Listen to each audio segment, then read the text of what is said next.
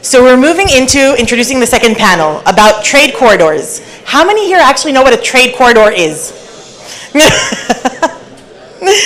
So we're going to talk about trade corridors, infrastructure, logistics. They're all Africa's growth arteries. And this panel brings together the visionaries already leveraging them to drive diversification and new engines of growth.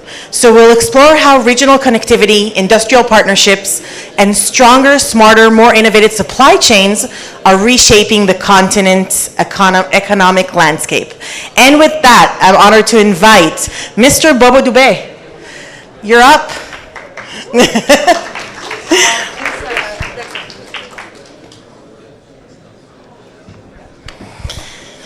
So Mr. Dube is a Pan-African entrepreneur and development agent from Botswana. Mr. Rafael Dreyfus, where are you? Rafael, there we go. Cabynda, he's the founder. Dr. Edmilson Angelo, the Economic and Trade Officer, Embassy of the Republic of Angola in Israel, and Ms. Achimeir, Chief Marketing Officer and Innovation at Mitrelli. And I am pleased to call our moderator, Mr. Daniel Saka, who has come all the way from the Democratic Republic of Congo. He's into international finance and a development strategist. I'm going to be so strict on the content. Okay. Shalom, good morning everyone. My name is Daniel Saka, and I'm from the Democratic Republic of the Congo. I'm a former banker at BNP Paribas in New York and Paris, and currently I advise on project connecting Francophone Africa to the world. For the last 30 years, economists have been talking about Africa as the next frontier market. But yet many in this room still ask the question, how do we get in Africa? How do we move in? What are the risks? Where are the opportunities? Let me tell you two things. First, although we speak about one Africa, there's actually 54 Africa. 54 different countries with each its own risk, cultures, and opportunity. Yet when you walk through the street of Dakar in Senegal or through the street of Nairobi in Kenya, you can feel the same energy of hope and possibility. The second thing is that the previous panel talked about risk. And one way to put risk is the lack of information. Because if I tell you to put your money in a country you never heard of, you would tell me, Daniel, this is too risky. I wouldn't go there. But if I sit you next to people who actually did it and show you what was the entry points, what were the opportunities, and how to avoid mistake, suddenly your perception of risk will change instantly. And you will start to feel more possibilities. So let's double down on that sense of possibilities. Not just by asking what or where we can invest, but by actually doing it. And that's exactly what our panel is today. Giving a fresh outlook on supply chain and infrastructure trade as growth engine. And we have an amazing panel to help us do that today. So they've already been introduced, and let's get to it. I will jump to you, Rafael, to begin with. You've been operating in complex logistic environment across Africa for years. So can you walk us through how supply chain across the continent have changed in recent years? And what does a resilient and reliable logistics system looks like today? Thank you, Daniel, and it's great to be here and see colleagues and clients and partners. I think that summarizing the last years is going to take the whole day, so I'll try to be concise and to the point. I think that just like the rest of the world, first and foremost, the digital transformation and technological transformation also in logistics and also in shipping are very, very strong. We've got AI-powered routings and pricing, we've got blockchain security for documentation, we've got cloud-based logistics, we've got IoT systems with GPS tracking, etc., things like this. We've got API integrations across the logistics and ecosystem, and we've got cybersecurity as a very integral part and very prominent part of the logistics part. Number two, we're looking at the physical changes, which are very important. First and foremost, ports. We've seen development of ports and strengthening and deepening of ports projects all over Africa. If it goes into specifics, we're looking at Diana Port, which is done by DP World in Senegal, and many other ports and investments from the UAE and the GCC countries, which are establishing their stronghold in these areas. Number two, we've got dry ports. A great example is Mojo in Ethiopia, which was finalized the project in 2018. This enabled import and export out of Ethiopia, which was not seen before, because the capacity and the capabilities while using Mojo has extended and increased the possibilities. I think that Israel is very much enjoying it, starting by the teff and the sesame imports, which we're all enjoying the tahina of, but many agricultural infrastructures which are being exported to Ethiopia. It's just an example. This is happening all over Africa. If we look at warehousing and port infrastructure, for example, in Abidjan, the project of taking all the warehousing facilities out of the port and enabling the Abidjan port to work more smoothly is a big difference to the whole infrastructure. Thank you. If we look at railways, everybody is talking about the Lobito corridor. That is definitely part of the infrastructure. Roads, railways are developing all over Africa, and these are the projects that are interesting in order to establish the Pan-African trade. Obviously, mentioned before, the intra-African or the continental Africa trade agreement, which will continue to enable intra-Africa transit trade, but without adequate infrastructure on roads, on railways, and on digital systems which will support that, it will get stuck, and we need to continue pushing that. From that point of view, Israel has a lot to offer on technology and also on infrastructure facilitation. Last but not least, I see two trends. One is that we see in former years, we've seen China with a lot of investments, we've seen Turkey, we've seen other countries. The GCC countries, and specifically the companies like DP World, like Abu Dhabi Ports, which are starting to invest massively in African infrastructure. We can see these projects already starting to materialize since 2020 and going down the road with plans until 2035. And we're starting to see also Indian investment, because strategically the Indian government has taken a decision to invest in infrastructure in Africa, ports specifically, and we're starting to see the money flow in there and the results of the Indian companies. That's more or less it. On a practical level, if we take a project, for example, we did a huge 5 projects of power stations in Burkina Faso, in Ouagadougou. And if we did that 15 years ago, which we started the project, it was very nice, but you had to decide between Takoradi and Tema port according to the depth of the port, according to crane facilitation, according to road possibilities, according to trucks which were not there, actually trailers and trucks that were not there. We needed to bring them in with the vessels in order to facilitate the whole way out to Ouagadougou. Today, it was an easy chance because Takoradi has been invested in as a port. It's a deep water port today. Very easy to transfer the engines, 324-ton engines on the ground, and then also using local suppliers in order to transport them all the way to Ouagadougou. So it's a different story. It's developing and it's going in the right direction. Mm-hmm. Thank you. Thank you very much, Rafael. This is a great segue to Edmilson, because Rafael just spoke about the Lobito corridor, and everybody here is hearing about the Lobito corridor, even the last panel. So, Edmilson, Angola Lobito corridors has become a great example of how infrastructure can reshape regional trade. So tell us, how is this project transforming Angola's economy, first? And where do you see concrete opportunities for international players, including Israeli companies in sectors like infrastructure, technology, or logistics?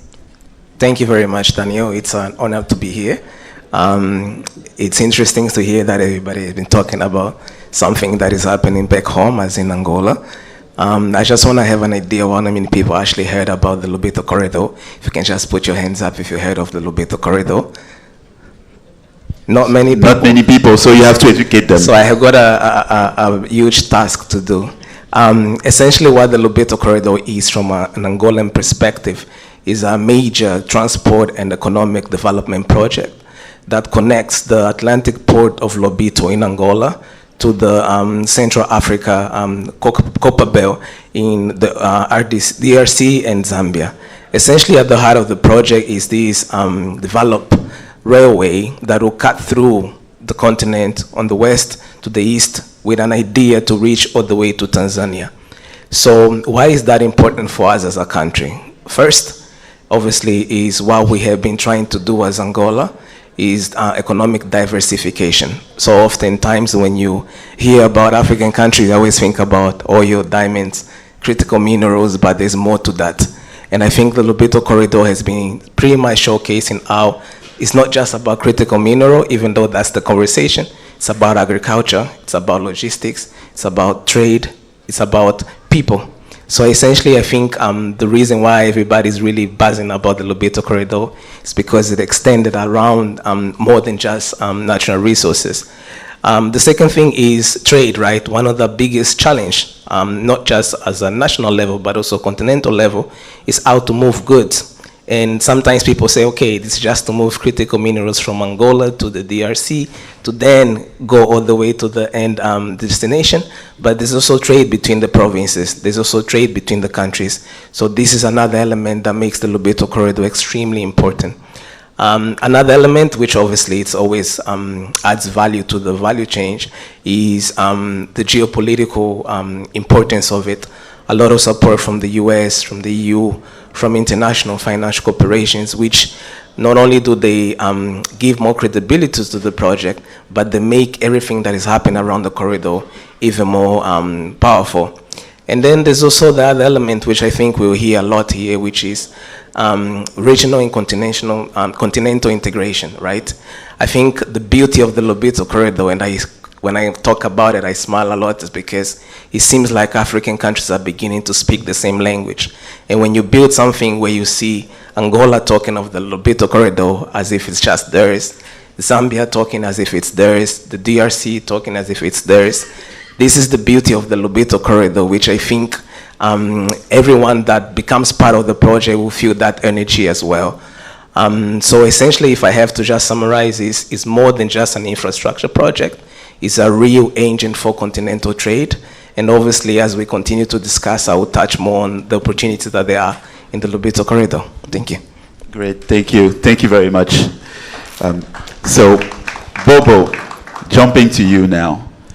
Edmilson just talked about regional integration. So what a great segue to the work you do advising countries in Africa on trade corridor building. So you've helped shape many trade corridors and how they function in southern part of Africa. For companies that want to be part of this group, how does these projects really work, to speak concretely? You know, what are the entry points for international companies, including Israelis one, to access the corridors, participate in project, or just simply plug into the value chain being built around them? It's a pleasure to be here. As my brother Daniel has said, my name is Bobo Dube, and I am from Botswana. I believe that the nation of Israel and Botswana have a very close relationship, a sparkling one for that matter, reason being that we are a country of diamond production. And I believe for a very long time we had a very good relationship, and I hope that that will continue to be the case. So why are we here? Obviously to forge relationships and to hopefully build a very successful economic relationship. Now, in terms of supply chains, in terms of corridors, you will know that the buzzword nowadays is mobility, is connectivity, is integration. From a SADC point of view, so for those of you who don't know, Botswana is in a place called SADC, which is one of the regions within the African continent. So SADC stands for Southern African Development Community, and it's a block of 16 countries in the south of Africa. And of course, it's important to understand the lay of the land. You know, it's important to build relationships with the right people, and of course, it's important to have the right agenda. You know, you come into a country, it's important to have relations with people who will assist you with understanding exactly what the needs in that country are and how best to go about establishing yourself as a business. Of course, there are challenges. I believe there are challenges here. There are challenges in Africa. There are challenges in Botswana. By the way, we have just introduced, or rather we have just welcomed a new government in Botswana, having been under, call it though it's a democratic dispensation, we have been under, call it a one-party state for just under 60 years, okay? And we have welcomed a new government now, literally 12 months ago, and they are all about diversification, all about public-private partnerships, all about attracting investments. And I believe that's why most of you are here, to determine how to go into countries like Botswana and other regions across the continent in a manner that will achieve, you know, collective benefit. So again, the supply chain routes are very critical, and we are doing a lot. In fact, I'll give you some examples. So we've got something called the Trans-Kalahari Corridor, which is a railway project that has been in the works for many years, and we believe that we will eventually get it over the line. But what has since come online, and it has a radically improved movement of goods and people, is something we call the Kazungula one-stop border post, north of Botswana, linking with Zambia. And yes, of course, I had the pleasure of meeting the deputy head from Zambia, Emmanuel. I believe you are here. So yes, the issue here is really saying improve mobility by creating or you're constructing the corridors to improve the ease of doing business, to improve efficiencies insofar as the movement of goods and people are concerned. It's possible, it's doable. We just need to do it. Thank you. Thank you. Thank you, Bobo. Now, Aya, jumping over to you. Mitrelli is involved in large-scale infrastructure and community projects across Africa. As a matter of fact, I recently read that you partner with an American fund for over $1.5 billion of investment for transmission line between that will link both of our countries, between Angola and Democratic Republic of Congo. So how do you bring technology and community impact together to make sure that infrastructure doesn't just build connectivity, like Bobo mentioned, but also bring and create long-term economic opportunities? So first of all, thank you. And actually, I'm quite excited to speak about Africa here in Israel. So thank you as well for this amazing opportunity and seeing everyone here together.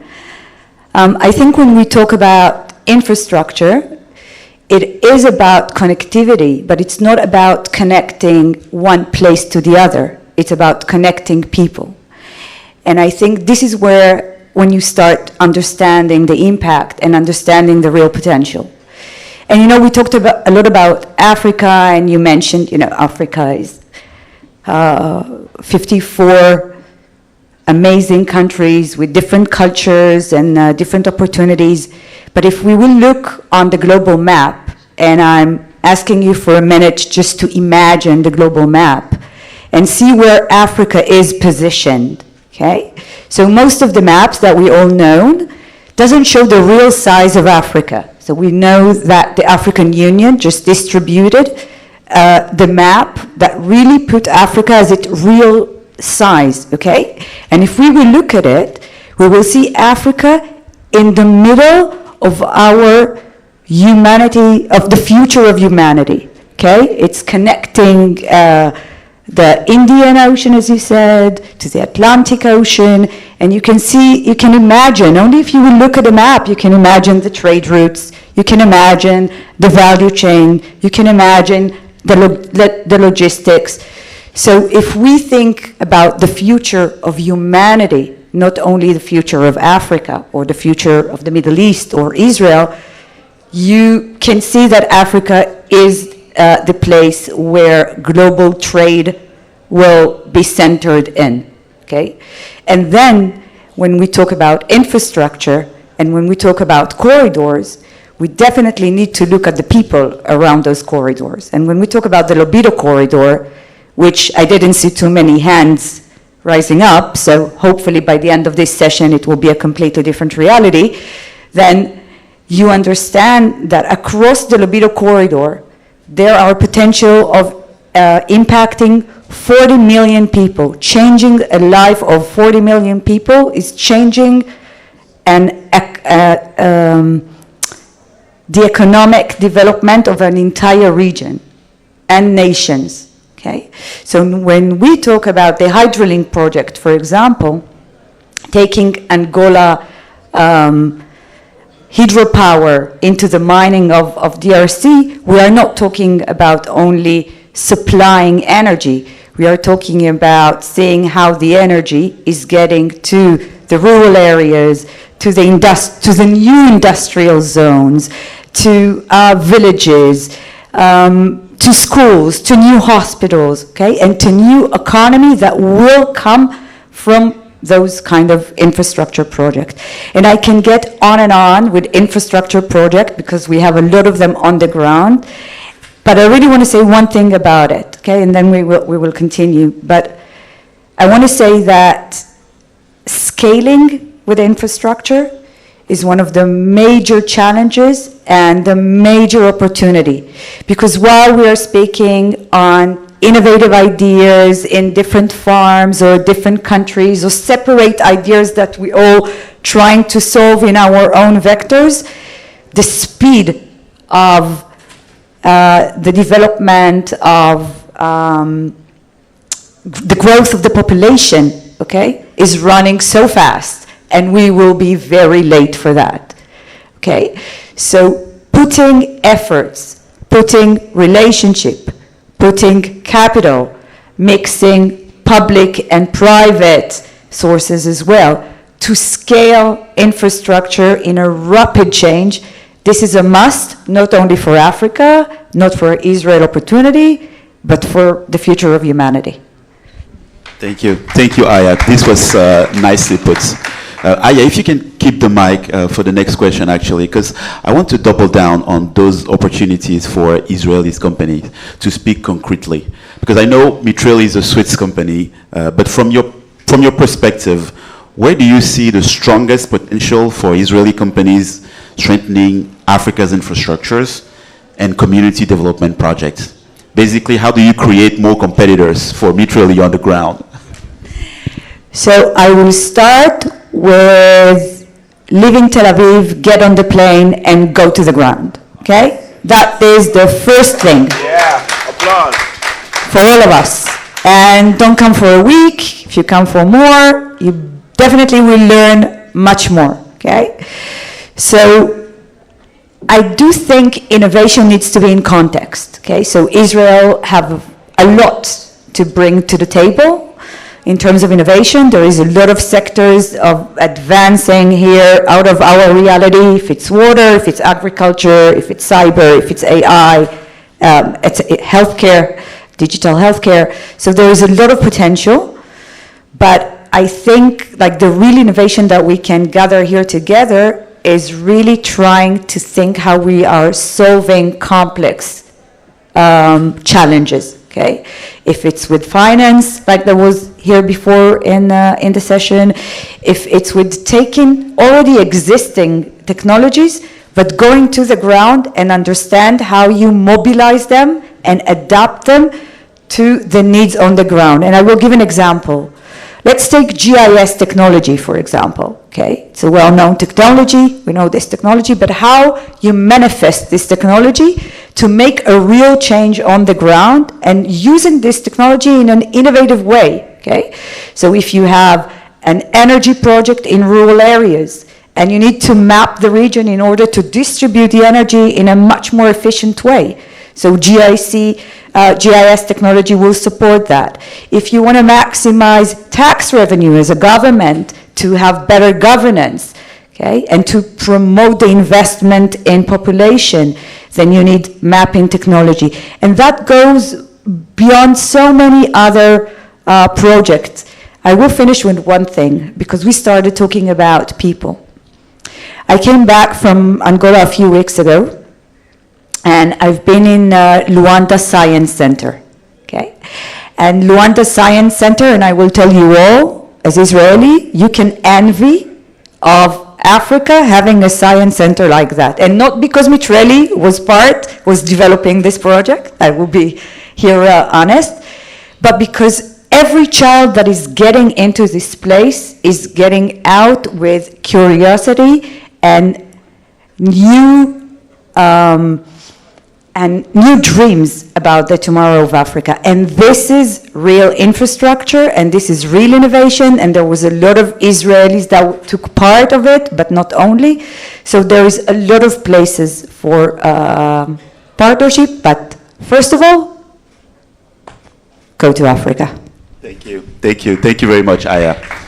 So, Rafael, actually, jumping back to you, based on your experience, because when you first talked, you mentioned concrete project in Burkina Faso, in other places in West Africa, and based on the operation that you have with your company, Cabynda, on the ground, where do you see the most promising and concrete areas of collaboration between Africa and Israel? Maybe in digital tracking, warehousing, or maritime operations? So first of all of the above and more. I think that it's very important to understand that the technological advancements that Israel can provide, not only of the existing solutions, but any required new solutions, are very fast. We are fast tracking the ability to provide solutions to problems that are on the ground. So it's very easy to take it down to things like asset management software or cybersecurity or workflow of assets and IoT of things, and it's really endless, literally. Israel is at the forefront of the technology. Israel is at the forefront of technology developments, and any requirements that are there can be met with the startup nation, or whatever you want to call it, that we have here. Very fast, very easy, very agile to go and get solutions. I think one of the major things that needs to be shifted is the reselling Africa to the Israeli environment, to the Israeli business environment.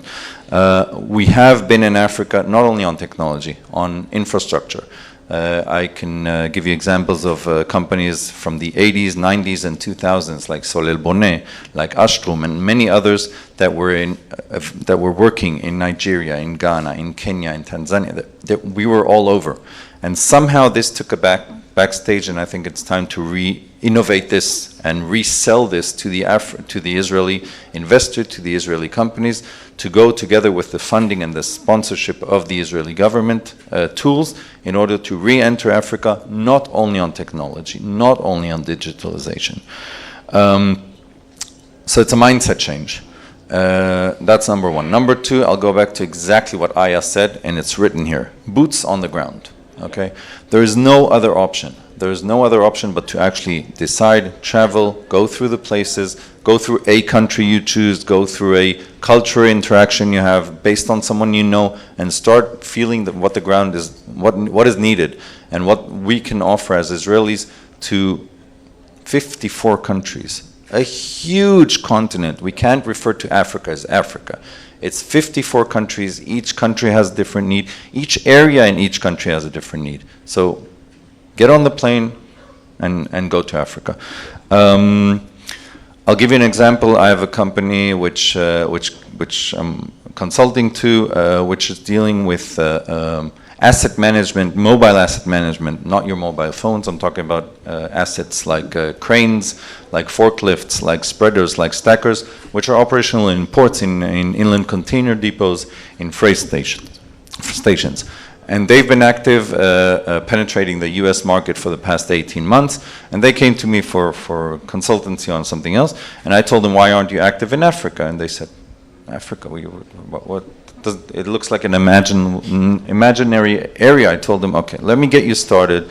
I connected them to a project company which is doing a project in Rwanda. Very fast, it took one plane trip, 2 weeks, and they are already establishing their pilot project in a bonded warehouse in Rwanda. So the moment you get onto the plane, the moment you've talked to the people in the field, you can't do this remote control. It's just not gonna happen. And then, again, like I said, don't limit yourself as Israelis as funding of Israeli companies to digitalization, to technology. Go, and we need to start looking for mega projects which are developing.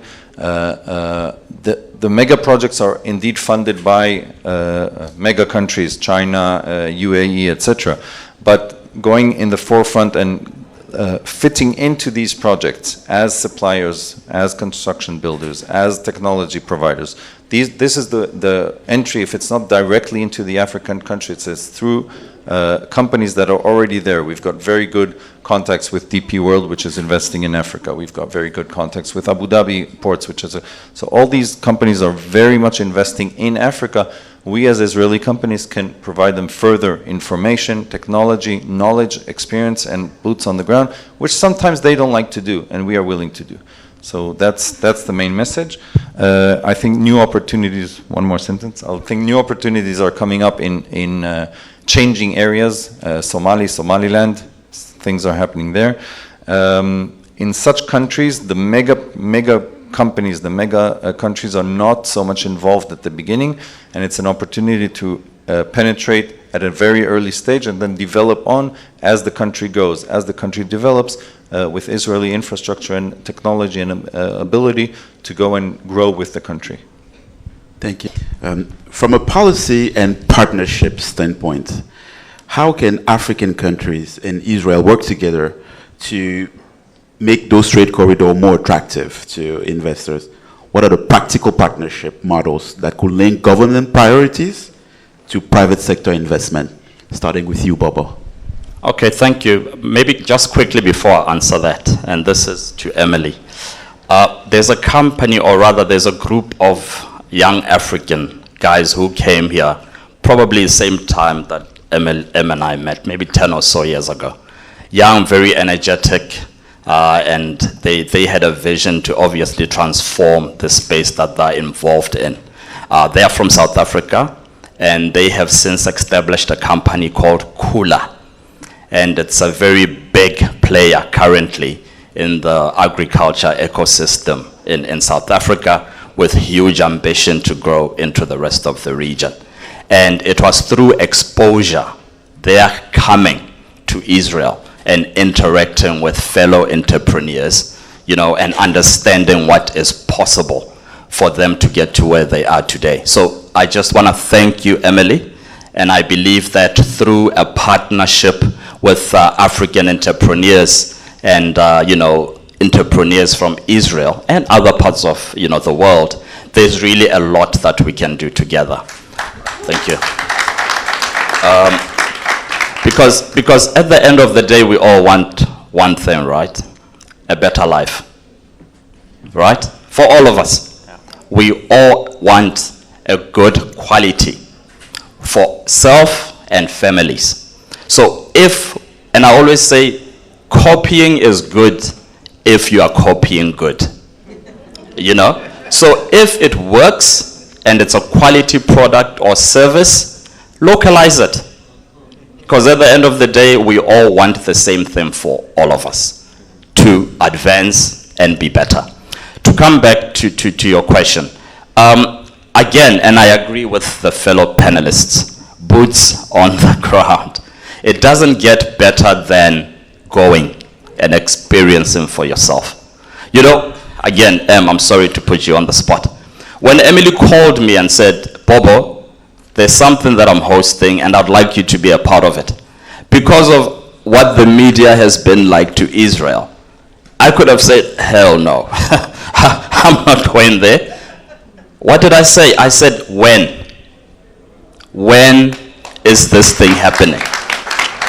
And I say that to say that the best teacher is experience and exposure.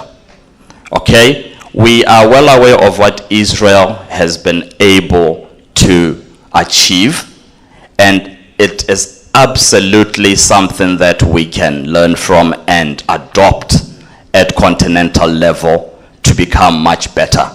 So African governments are increasingly becoming more welcoming, you know, because at the end of the day, we want to diversify from an over-reliance, well, traditional over-reliance on the extractive sector, right? Diamonds are diamonds, but unfortunately they won't shine forever, as is the case in Botswana. Given that there's now synthetic diamonds, it is hurting us. And sometimes you have to go through the hard times to get through and to become much better. So in closing, thank you so much to all of you. We look forward to working with you, and we believe that, you know, there's a lot that can be done to, you know, make this relationship work and to have a greater world for all of us. Thank you. Thank you, Bobo. Edmilson, quickly, in 2 minutes. Right, so I know this is going to be the fourth time you hear this, but again, boots on the ground. And if you decide to do that, please start from Angola because you won't need a visa. But with that said, I just wanted to touch on partnership, because obviously it's so amazing to have Aya on the panel and to talk about the experience of Mitrelli in Angola. I think one thing that I'm noticing, at least in Angola, is a shift in terms of how people see infrastructure. So oftentimes we always associate infrastructure in Africa with China, but there's a shift happening. And I'm talking about what Mitrelli has been doing in the last 5 years. So many hospitals, schools, housing, so there's so much that they've been doing. And it's not just about infrastructure, it's good infrastructure. And I think when you do that, you're always going to be ahead of the curve when it comes to opportunities. And on that note, they have also recently partnered with our Sovereign Wealth Fund, and they started a Lobito Corridor Impact Development Platform, investing 2 billion, I think, 1 billion for initiatives around the corridor. So if you are here and you have an idea, please, after the panel, go and see her, because they might have a way to work in terms of what's happening in the Lobito corridor.